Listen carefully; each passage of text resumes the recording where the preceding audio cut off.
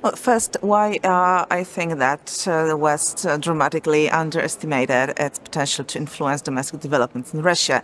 For decades, we pretended to promote democracy, and indeed, many NGOs and many expert communities tried to foster democratic ideas in Russia. But at the same time, we did a lot. I mean, Western politicians, Western business people, Western companies to actually foster the strengthening of the authoritarian regime, and we contributed tremendously to building Putin's legitimacy, also in the eyes of the Russian society. And also, we didn't react almost at all to growing violations of human rights in Russia, and that was, in fact, a long introduction to this aggressive war that is currently being waged. Because if you want to start an aggressive war and don't face any resistance, first you, of course, have to suppress all democratic groups, all democratic movements in Russia, and the West never properly reacted to it. So the question is now how we can support Russian democratic opposition and civil society in the very harsh conditions when some people are in jail and the majority is in the forced exile.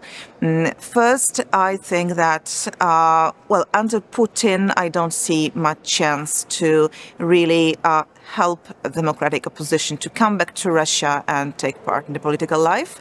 But once Putin is gone, we should have some strategy prepared in advance to be able to influence the political choices of the new leadership, because the new leadership will be automatically much weaker than Putin is now, and we will have to be able to use all the toolkit we have at our disposal.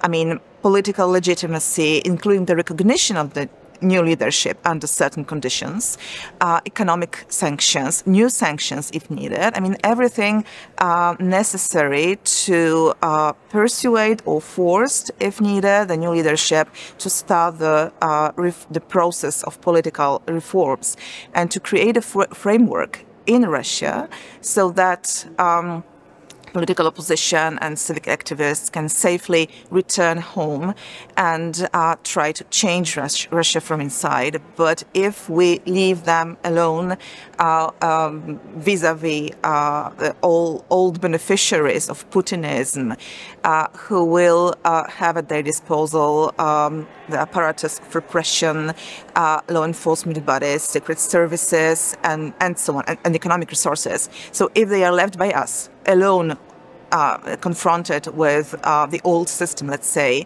they will not cope. And we have to face this reality that we, as the West, our politics vis-a-vis Russia is an essential element of future Russian political developments.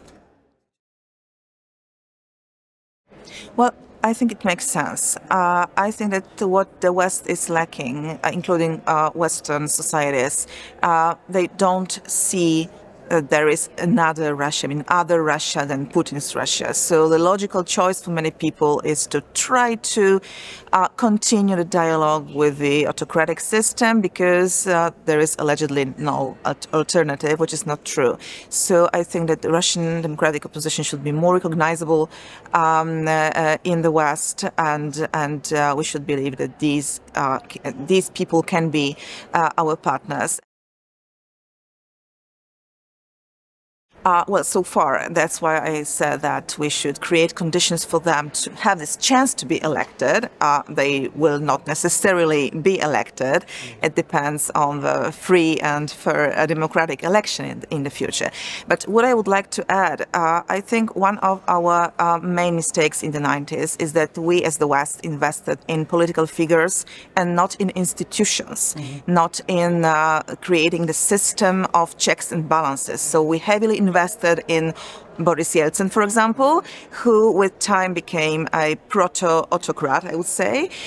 So what we should avoid in the future is repeating this mistake. We should invest in all possible groups that embrace democratic ideas. We should support all of them. We should support the institution building, and we should support this very idea of creating a system of checks and balances, so that no single person can destroy destroy it at their every whim, let's say.